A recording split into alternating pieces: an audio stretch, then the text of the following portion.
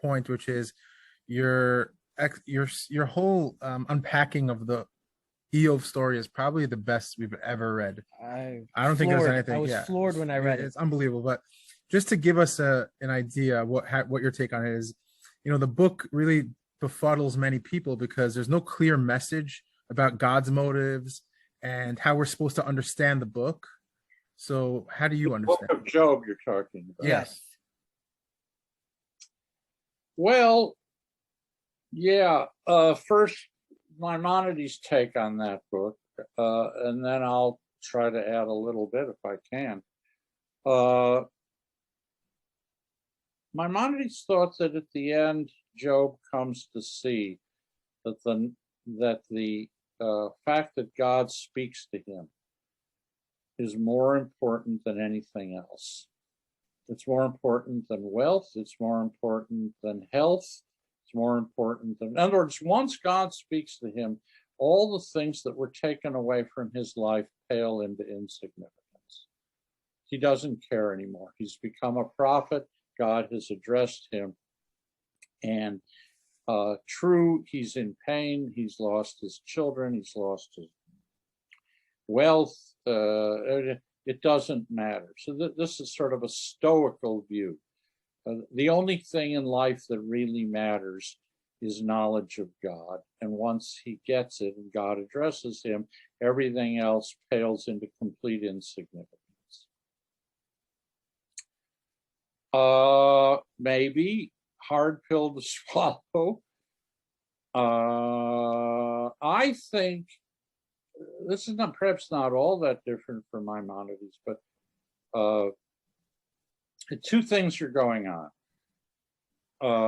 One is that Job doesn't buy into the traditional views of punishment and pain and stuff. The traditional view is that if you're in pain or you're sick, you must have done something wrong and God is punishing you.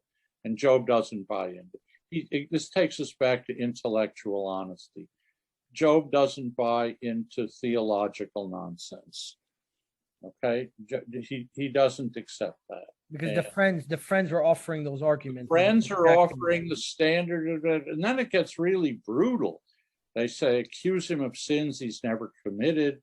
They reject him. He's in pain, and instead of providing comfort, what his friends do is indict him. It's awful. They're not comforters at all. I mean, imagine that you go to the hospital. I mean, we've all done that. Somebody is in serious pain or in a medical hanging between life and death. What are you supposed to say to them? You must have committed some awful sin, and that's why that's ridiculous. And Job sees it and stands up, and unlike his friend, at least is honest throughout the whole thing. So that's lesson one. Forget superstition, forget simplistic answers. If somebody is in pain, comfort them, and don't start accusing them of sins they didn't commit. But second of all, I think at the end is his humility before God. He realizes how little he knows. Again, what you get at the end of that book is the infinite distance between God and Job. And that's why in the end, Job repents in silence. There's nothing, I mean, he realizes his insignificance in a huge, vast universe. And finally understood that he cannot know. He realizes that he knows that there are things he cannot know. And that takes us into the whole issue of rationality.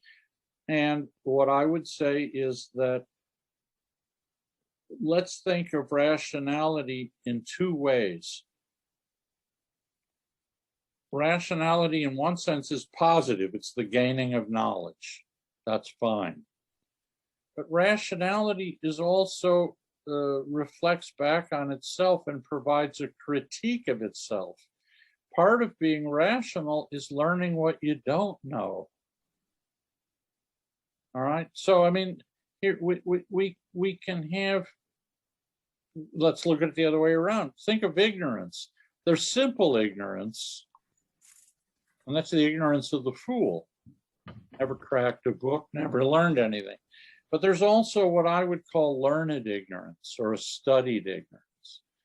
The ignorance of somebody who has spent a lifetime of study and realizes what the limits of his or her understanding are. You don't know everything. There are questions you can't answer. There are things you can't be certain of. That too is a form of rationality. Okay? And that's a large part of what Maimonides is getting at, especially with negative theology. To return to that just for a second. Part of negative is realizing what you can't know, realizing what it's impossible to say about God. Okay? That too is rationality. It's and so I think what happens at the end of the book of Job is that he comes to realize the limits of his knowledge, which is itself a rational achievement, which is itself something that, so, I mean, I can only speak here from my own experience. I taught philosophy at the university level for 48 years. I always loved teaching freshmen. I taught advanced courses. I loved to teach freshmen in a way because they came in on the first, they thought they knew everything. So one, freshmen are the wise of it. They know it all. And so what I used to tell them in the first day of classes, I said, this class is odd, because in a way you're going to know less at the end of the class than you think. So you're paying sky-high tuition. Why? To learn less? Well, in a way, that's an achievement, because you're going to find out that there's a heck of a lot out there that you don't know, and that you may never be able to be completely sure about. And that is itself a form of learning. Right. And indeed, I think that's what's going on in the Ramban. The book is called The Guide of the Perplexed, his masterpiece. What a lot of people don't realize is there are several places in that book where he admits perplexity himself. He never says, I'm going to clear up every single perplexity there is. He admits that his knowledge is limited. He admits that he's not a prophet. He admits that he can only sort of get flashes of the truth and do his best to cobble them together. Can you give one example of, something that perplexed him that he wasn't able to resolve? Medieval astronomy. Mm-hmm.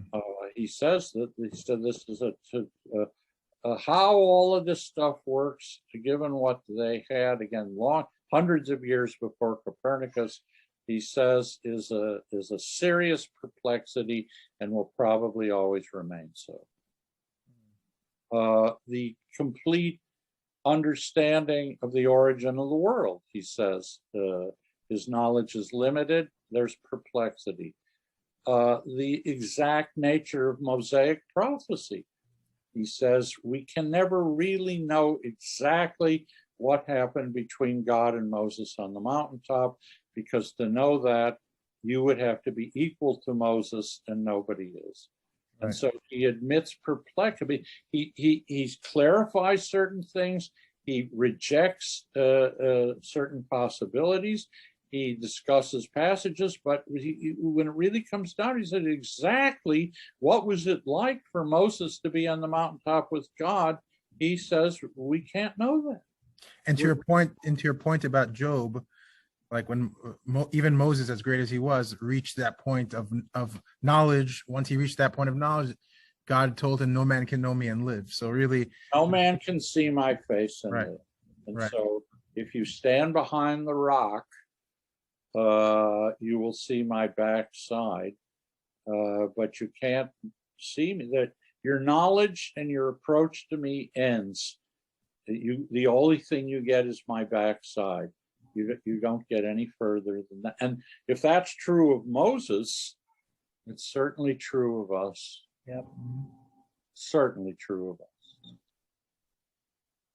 So this book, in addition to clarifying a lot of things, also opens up in an important way the limits of human knowledge. If I can just make one more reference to it, famous passage in the Talmud, 4 rabbis are led into Pardes. Maimonides loves this passage. Mhm.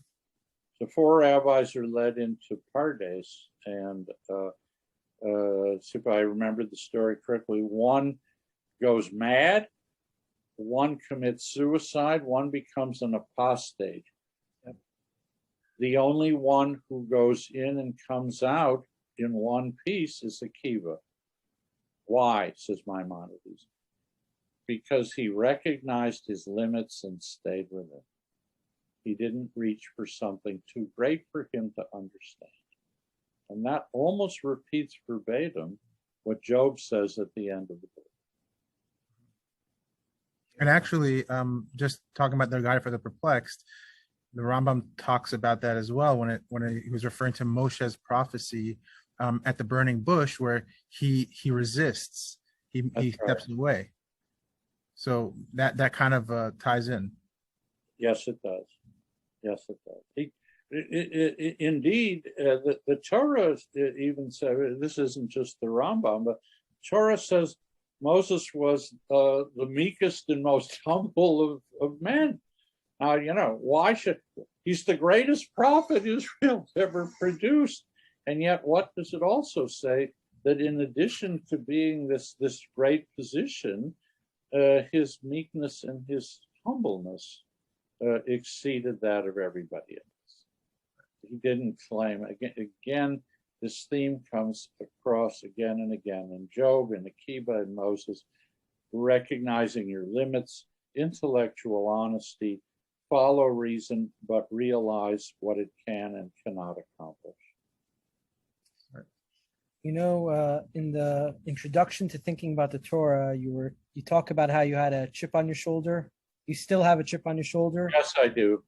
And how it bothers you that Judaism, you were talking about how someone once told you that if you put the word philosophy in a book intended for a Jewish audience, nobody's going to buy it. An editor once did say that to me. That's incredible. No, that's a true story. Don't put philosophy in a book for Jews because no one will buy it. Yeah. Yeah. Well, It's tragic. we share that chip on your shoulder.